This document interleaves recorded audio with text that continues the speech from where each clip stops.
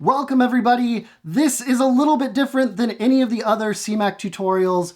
My name is Kyle, and today we're going to be talking about Media Lit, and we're going to do some live analysis.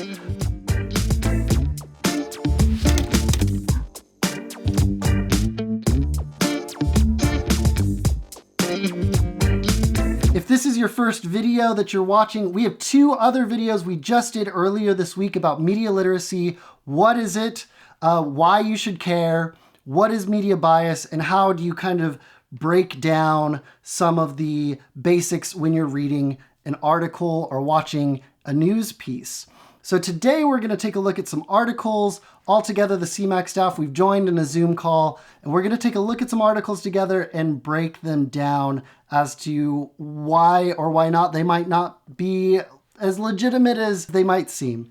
So joining us today, we have engineer Terry, engineer and producer Caesar, our education coordinator Lisa, and our marketing and outreach coordinator Natalie. So we're going to take a look at these articles and share our thoughts. Let's kick it off with Natalie's. Cool. You glitched out right at the end there. So it the article that I found is on Democracy Now!, which is more of a left-leaning site, but it is an independent journalism site where basically it's totally viewer, listener, reader funded. The title of this article is Tulsa, Oklahoma Health Official Links Explosion of Coronavirus Cases to Trump Rally. The article, it's really short. It was one of the headlines, so this is more or less the transcript of what was read on air. You can see there's one quote here. What made this specific story stand out to you and want to share it? Well, I've been following a lot of what's going on with coronavirus, and we've seen a lot of stuff related to the rise in cases because people are going to beaches or they're connecting with friends, and things are starting to reopen and everything. And so what caught my eye is that this one was specifically linked to the Trump rally. And I actually wasn't aware he was still hosting rallies at this point. So that kind of caught my eye because I didn't know he was doing that. It has some nice catchy words in there, like explosion of cases and stuff. And so that's kind of what caught my eye to come in and read it, and thought I was going to get some more information about maybe how the numbers have spiked and stuff. All right, panel. What are some of your initial thoughts taking a look at this headline and this article? It's an incredibly short article for wanting to talk about anything health related and linking an event to another event. And really in here, in all of this, I mean, it's roughly 3 paragraphs or 2 really to kind of dive into that. And it's not a lot of information. And also, I know that Natalie went over this before the call, but this is a transcript from one of the headlines of the broadcast of Democracy Now! And if you didn't know that, if you were just stumbling across this article as a first-time viewer of this website, you would have walked away from this thinking this was all the information and this was the entire article. And it's misleading, because it's not linking to the full video. It's not linking to any other sources that can, to solidify some of these statements and back them up. It's too open-ended. It's too short. It feels like there's a lot of, like you said, the clickbait words, the use of the word explosion there. Mm-hmm. It feels definitely very misleading. So the reason I bring this up is that this article seems kind of clickbaity to me, because the quote that they decided to use doesn't actually say that the Trump rally was the only link, as the headline will kind of implies. The quote actually says, in the past 2 days, we've had almost 500 cases, and we knew we had several large events a little over 2 weeks ago, which is about right. So we connected the dots. So to me, what I feel, as someone who can kind of look at that and be like, oh, that's interesting. I felt kind of misled when I actually read the article, because, the quote that they got, the information they got actually said there's more going on than just a Trump rally. There were several events. And as I mentioned before, we've seen things are opening up again. People are going to beaches. People are, going on vacation and doing things. And then to further top it off, they mention one person who just happened to test positive, who happened to be at that rally. And I feel like that was an attempt to kind of solidify their quote, and kind of like Lisa was saying, that was their factual, support to what the headline was trying to introduce. I agree with Lisa that if you don't already know how Democracy Now! Breaks down their live broadcast and takes basically transcripts of everything that's said and makes them smaller articles that you can, share via social media. So if you don't want to share a video, you can share the text. You would think that this is a complete article, that this was the whole thing, which can be misleading for people who again aren't familiar with Democracy Now! If you read the article or you read the piece, like the actual facts say there were several things. So a more accurate way to write this would have been Oklahoma or Tulsa, Oklahoma sees a increase in cases because large events happened. Well, thank you, Natalie, for sharing that one. All right. Yeah. I have one for all of you. I came across it on my Facebook feed. I need to show you the screenshot I took of the Facebook post, because that's really what caught my eye. So this is a screenshot of a Facebook post. I cropped out who it was to preserve their anonymity. But this article is called "Antifa Destroys Veterans Cemetery in Washington State." And it was from a website called bustatroll.org.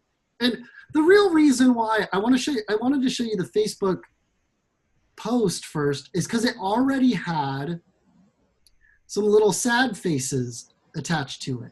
So either some other people had seen this article, either the headline and this picture, and clicked or hovered over the like button, hit the sad button, or they actually clicked through and read the article and then also gave it a sad emoji. I will never know exactly, but at least 3 people saw this. But I've never heard of bustatroll.org. Are they an independent journalism group? Who is this? Who are these people? What's going on? So I wanted to click through, so I did, and this is what I got. Bustatroll.org, and you may already find some things that give it away. But yeah, there's just this kind of like a lot of ads, but then just kind of a short story about Antifa being the number one enemy of America. They're using communism and fascism, and the whole first section is not explaining anything about the story. It's just, who is Antifa? And if you're familiar with Antifa, it is an incorrect description.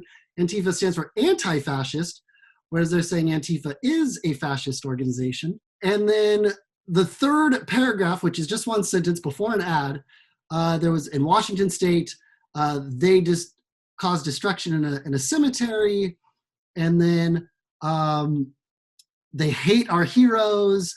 They're a gang, and then they have a quote here from the mayor of this town, which Bat Memorial in Bellevue, Washington. We could look up and see if that's accurate.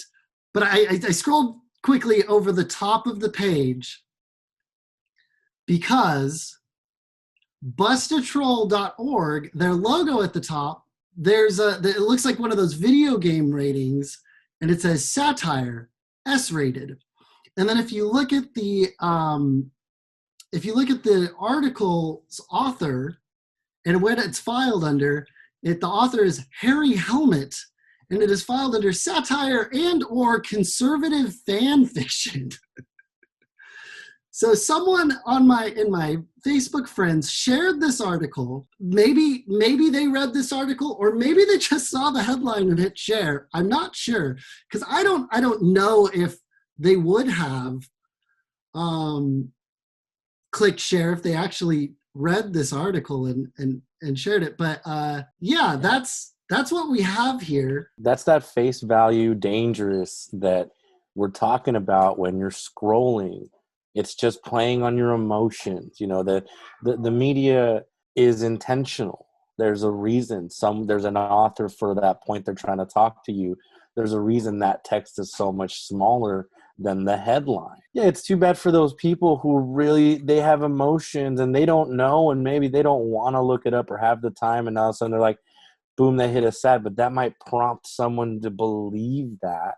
Yeah. And then on goes this chain of really dangerous information because you're taking it at face value. If you don't know to think, oh, well, I don't know what Antifa means, you might believe that.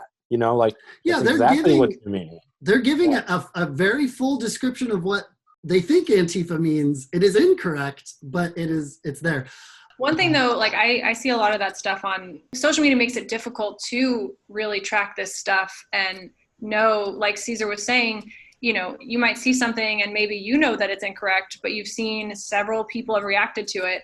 And Caesar's right. When the more reactions they have to it, the more it legitimizes what it is for other people just scrolling through their feed. And so I know for me, one thing, like when you showed us the Facebook screenshot, the first thing I did was look at the website that it came from. And for me, just, being kind of aware of that stuff, like that was a dead giveaway. When you have troll in your name, the likelihood that you are a legitimate source with actual information to share kind of, like. Well, I thought it was Busta Troll. I thought like, oh, okay, so they're trying to take down trolls. True. No, right. No. See, that's the thing. Like they know you're looking for that. So even that little bit, how they named it and how they have it set the satires behind the person, right? And it looks like a sensory thing that is normally like the way that it's all set up makes it look legitimate. Anyone who just clicks and reads the way they pass through and read it is going to say, oh, it came from a source. There's ads. This looks like a normal website. Yeah. And that's the danger right there. If you don't read and if you don't know to read that little bit on Facebook, maybe this is going to open a lot of doors to where information is really coming from. Because, how much are you really digging into all the authors you're reading, all the people that you get information, what's sensationalism and what's reality? Like we said, media has a play in it. So, I agree. Yeah. I mean, they do say this is satire, fan fiction. It's for fun. But yeah, it presents itself in a way that looks like a news organization. And I could see people, especially right from Facebook, like that Facebook and Twitter and Instagram, those are really easy ways to post something and make it look legitimate. Yeah. And I think that's how these things get so much traction now, is because they can post it. And again, people react to it because like they see an image that looks like a graveyard that was destroyed, and that's sad.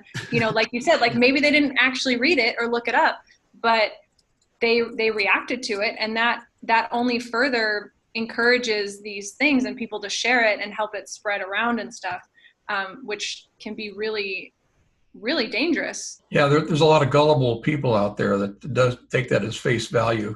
I love the author, Harry Helmet. That says it all right there. That's just amazing. I look at the stuff and go, oh my word. I'm scared to click on his name and see what other articles. Very creative, but it's done in a bad sense. So. And there's also an issue of the fact that it is satire and or conservative fan fiction, but there's not many people know the difference between something like satire and opinion and that's it. fact. Yeah, so exactly being right. able to discern that, I mean, I'm kind of grateful in this case that they have that even listed, because then it tells me this only further means that this is not accurate. But there's a lot of people who will A, overlook that, or B, not really know that satire doesn't mean truth. Satire doesn't mean that it's factually accurate. And then what do they do with that information after? When you share it, are you sharing it because it's funny and you understand that it's supposed to be funny and it like a joke or satire in this case? Or did you not see that? And are you sharing it because, you're up in arms about this thing and you think that this actually happened and this is true. I enjoy the Onion, and I like their humor too, just like the Raisin locally too.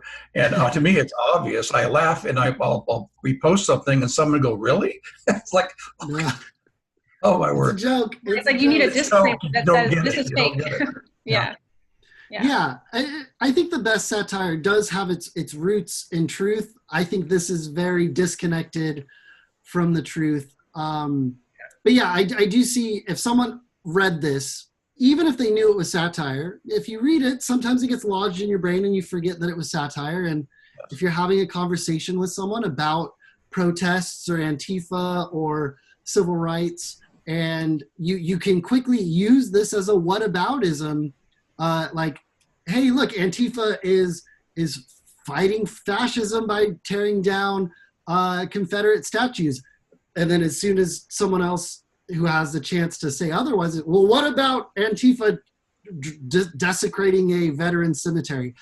And in the moment, in that conversation, you don't always have the time to look up and double check that that is not a true fact. And the whataboutism stands on its own. So it could be, even though this is satire, and even though it is clearly labeled as such, it can still be a destructive force than a for fun, haha, silly laugh force. So yeah, that's why I wanted to share that one. Terry, I think you have found a really interesting tweet.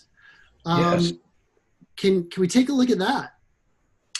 Yes, it's breaking. Dr. Fauci's wife is Ghislaine Maxwell's sister, and the plot thickens. Okay, that tells you something right there. I knew my instincts were right about Fauci. Retweet, follow the wives. Okay. So a little background information on this. Dr. Fauci is the head doctor of, Dr. Fauci has served as the director of the National Institute of Allergy and Infectious Diseases. Right. Since 1984. CDC, you're right. But he's been Trump's go-to guy up until recently. And this tweet came out this week. So it basically is attacking his credibility because he's saying, no, it's not right. We're opening too soon. We're in deep doo-doo here and we need to do something about it. So this congressional candidate, Deanna Lorraine, a failed candidate who likes QAnon, decided to tweet this and give it some traction. So I went to my favorite fact checker, which has been around for 25 years, Snopes, and got this right here. Apparently, his wife has the same name, Christine Maxwell, as Giselle Maxwell, sister, who is Christine Maxwell also. But they were born 2 years apart. One was born in the United States and one was born in London. So they did some good fact checking there to make sure that this was false and this was a misleading tweet. The sad thing about these type of tweets is, though, with people look at it as face value and look and they, okay, you're associating this doctor's wife with as being a sister of a child molester, as an enabler, sex trafficker of the teenage girls, and related to Jeffrey Epstein. And again, the damage has already been done because apparently she. After saying the plot thickens, the tweet came out is that, looks like the connection may not be accurate with Fauci's wife, Maxwell. And then she said she researched it and checked it out, and sorry for getting excited about the connection and jumping the gun. I'm on the move. We'll make sure I spend more time researching it next time. So who knows who saw that, tweet. Yeah, so the retraction did happen, but if you scroll back up, how many times had this tweet before it got taken down, retweeted and liked? Mm-hmm. Yeah, over 1,200 retweets. So this right. got quite a bit of spread before it was eventually deleted and retracted. But like you said, the damage could have already been done. And again, that's kind of subliminal psychological damage too. It ruins somebody's brand. It goes on all the time. They're always trying to destroy somebody's brand, and it's that subconscious level of thinking. And, oh, well, maybe she is a child molester. And that's one of the favorite subjects of these people that like to ruin brands is say, well, so-and-so was accused a child molester. Oh, no, I guess I got that wrong. Sorry. But in the meantime, that the idea has been thrown out there, and it makes it hard to retract it. And so that's just one of the methods they use. Right. You can't unring a bell. The minute someone hears something, it's hard to take that back. You're right. Like it can come out later, kind of like what you were saying earlier also, Kyle, about, well, we shared it, but it might come up later in conversation, and you might recall that you saw this thing or you heard this thing, and you might just further share it, whether intentionally or unintentionally. But that's how all this stuff kind of gets spread that way is, once you hear it, it's in your brain. And later, if you see something that reminds you of it, our memories are not perfect. So we could easily, inaccurately remember already inaccurate information, which only further hurts people by continues to spread these false statements. Yes, that's exactly right. And it's our memories that are the problem, because they say the studies that they've done is that when somebody repeats a news story that they think they've heard, or a rumor or something, they can never remember a few days later who they heard it from, or whether it was legitimate or not. So all of a sudden, after it floats around in your brain for a while, you're not sure whether it's true or not, but you'll go ahead and repeat it, and you can't remember who the source was originally. And that's the scary part, is you don't remember who sourced it. And that's very important to realize the difference between false and truth. Well, thank you for sharing that, Terry. I want to move on to Caesar's article piece that he's brought to the table. Let's take a look at that. So this is something that came up on my timeline. And so this is a video. It's not an article. So for more people who aren't going to go in deeply and actually read the article, you might look at this and listen in and say, oh, well, what's going on here? Who's talking? The title is Pro-Trump Fox Host Rebukes Top Spokesman for Saying We're Better Off Than 4 years ago. And when you listen in, you're going to hear a lot of information from this person. He starts spewing a lot of information about how much better off we are right now from 4 years ago. Now, this is Brian Tyler Cohen. He breaks down what just happened, what you just saw, and why this is important. And I know that Occupy Democrats, after seeing the scale, is very, very far left. There's some things I would like to take a look at just on this Facebook post. Just in the headline here, the title of the video has fire emojis, rebukes in all caps, and the description here has kind of the same title again, but with an added yes in all caps and multiple exclamation marks. I feel like the video title alone is definitely pandering to a particular person who already has some preconceived views about this administration. And somebody, let's say that you agree with one side or the other, you might look past all those things. You might think, oh, this is just a fact. Well, is it? How legitimate is each side, or is there some persuasion there? And that's important, because we watch videos, and like you said, that information, when are you going to bring it up? How are you going to use it in what context? Going back to that repetition thing, when you see it over and over and over again in different contexts like this, whether it's a video such as the one that Caesar we have here, or articles back to back to back on our feed, it kind of does that thing where you start to believe it simply because it's something that you see all the time. And it doesn't matter in this case. Well, in that case, it doesn't really matter what the source is, because you're just seeing it over and over again. It goes back to that repetition thing of, you see it enough, you start to believe it, or you at least remember it.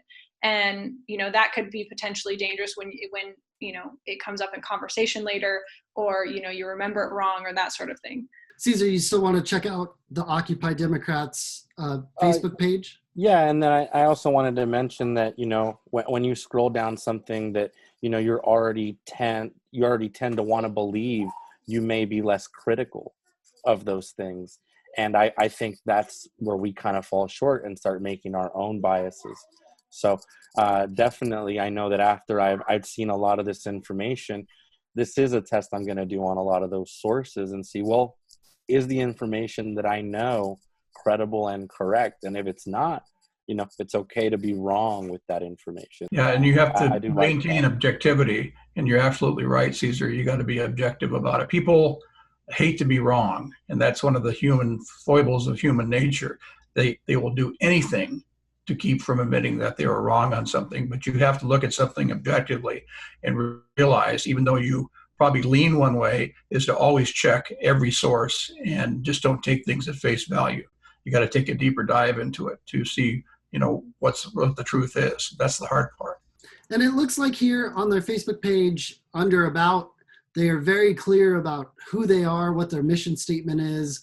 They are kind of the merger of the goals and interests of Occupy with those of the Democratic Party. So, they're definitely going to have a hard left skew in their reporting and in the articles that they share, the videos that they make. They're here to enact progressive change and defeat President Trump. But it's the fact, like the difference between like the one that you shared, Kyle, earlier, and here is that this is clearly stated. It's out there letting you know this is the stance we're taking, whereas the other one seems to be a fact, but kind of hidden as something that could be sensationalized or is definitely satire. Whether or not it is factual or truthful or not, this is based in fact. They took a clip from a competitive news outlet and then are creating commentary about it, whereas the one that I shared, that was clearly, fan fiction. But it's that weird half truth, half lie stuff that we talk about, where it's where is it based in, and who's talking about it, but also what do they want you to take from it in the end? All right, thank you, Caesar. And last but not least, thank you for your patience, Lisa. You have something for us. Let's take a look. All right, so I have this gem. It is an article from a group called PJ Media, and I've never heard of PJ Media before, and that's always kind of not necessarily a red flag, but just something to be more cautious of. Anything that I've never heard of before that presents itself as news, I want to at least know who I'm dealing with. And so first of all, PJ Media, never heard of it, and they label themselves as, this article in particular is news and politics. And so I quickly jump over to About Us because I want to know the authority, right? I want to know who they are, what kind of stuff they do. So in here, they go over their inception, and they were at first a band of bloggers who over time had evolved into a reliable source, which is questionable to me because that seems like there's a lot of work that needs to go into doing that. That's not something you can just mention without saying how you got there, how you got from being a blogger to a reliable source for original, unique, cutting-edge political news and analysis. And then it says they were acquired by Salem Media Group. What they are is, like, I can do a quick search, and there they are, About Us. And leading media company for serving the nation's Christian and conservative communities. So right out of the gate, I can see that they're biased, and they have a definite mission with what they are in how they cover things. And even here, they are a center-right leaning, source. So, okay, well, I'm going to go through it anyway. It popped up on my newsfeed, also on social media, and I just wanted to take it into consideration to see what the other side is talking about. And one of the things, don't be fooled, is just an interesting way to approach your headlines. And then recent, here, this is going to be important later, and I'll get to this. Recent coronavirus data suggests the lockdowns were a colossal mistake. Now, when dealing with anything with coronavirus, we want to be aware of the currency, when it was published, what data are they referring to, and how it all correlates together, and how it's relevant. So first of all, this is published actually pretty recently to this recording. It is July 10th today. This was published June 29th, and we're looking at recent coronavirus data. And as anybody knows, coronavirus information is constantly changing, it is adapting, it is evolving. The more we learn, the more new information is coming around, research and so on and so forth. Things are constantly being adapted. So this is a fairly long article. I won't go all the way through it, but what it's saying is basically the lockdown didn't have to happen the way we did it. We did it wrong. We should have only have protected our most vulnerable population. We didn't need to send healthy people into quarantine. We should have let healthy people go to work. And that's the only danger. The death rate isn't high, and yada, yada. Now, other red flags to me are things where they are concentrating on death rate and spikes in death. And they are linking this to the protests and riots, that because of the protests and riots, that if coronavirus was as harmful, that the virus would have spread, obviously, because protests, lots of people gathering, and that the danger of coronavirus is linked to the death rates and nothing else. We're not going to talk about anything else. We're not going to talk about debilitating health issues or residual effects of having coronavirus and how it spreads. We're only going to concentrate on the death rate, but they're only concentrated on the protests and riots, not on open beaches, people going to bars, holding parties. Those things don't come into play. And that also is concerning to me. Then when they're talking about the numbers in a virus, they're getting these quotes from, they are using this gentleman here who is an information architect and data analyst, not a health expert, to talk about the virus, on how many get the virus, who gets it, and the average age of infected, which seems very questionable to me. When we're talking about a health-related issue, we should be talking to people in the science community, people in the health profession, and we're not. We're talking to an information architect and data analyst, which is questionable. Now, we do get a quote from the doctor we were just talking about with Terry, and they pulled a quote, acknowledged that the overwhelming majority of people who are now getting infected are young people that you see in the clips in the paper are out in the crowds enjoying themselves. And what they are trying to say is that young people, if they get sick, they're not dying. And this article leads into talking about coronavirus as just a nasty version of the flu, still sitting on this version of the flu kind of effect or type of virus. Now, they also pulled another quote here, and this one really just derailed any legitimacy. I mean, if I even had a shred of left to think that maybe something in here was worth holding on to, it was this quote right here that just really destroyed it for me, because they pulled a quote from this dude from Medium, a social media network. So yeah, if you don't know what Medium is it's just another social type platform where anyone from the public can create an account and write things. And I actually did go and look him up on Medium. He's also not a health professional. Not in the science community at all. Now, here's where things got a little questionable for me in terms of I had to look as deeply as I could and really lean on my media literacy skills, because the article here starts to cite an expert in infectious diseases and starts to pull quotes and stuff from the CDC. But when they pull anything from the CDC and when they pull from this expert in infectious disease, they are pulling, which, it comes from BBC, which is a credible source. Here's the problem. What's the date? It's over a month old by that point. Well over a month old. And this was before a lot of information was updated in talking about, because this article was, all the things we remember, there were certain very vulnerable populations that were at the highest risk for death, and that people who are healthy were going to stay home for their safety, not so much for our own.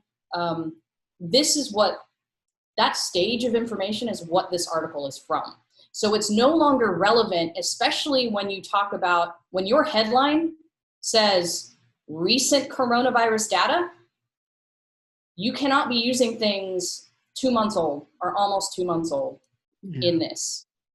And even still in this article, see, this is where it's a nasty flu for many. Now, what they do talk about in here, which they still call for quick testing, personal protective equipment, best practices, social distancing. I mean, all of these things that we're still hearing today. And when they talk about the lockdown and the fact that this is really just for the vulnerable community and it's a nasty flu for everybody, they still talk about how we could reopen the country in months, not immediately. And it never says that a lockdown or that quarantining people wasn't necessary. But even still, right now it's irrelevant. It's irrelevant information. The fact that we're 2 months behind on information already in this, like, why even cite it at all? Why even go there?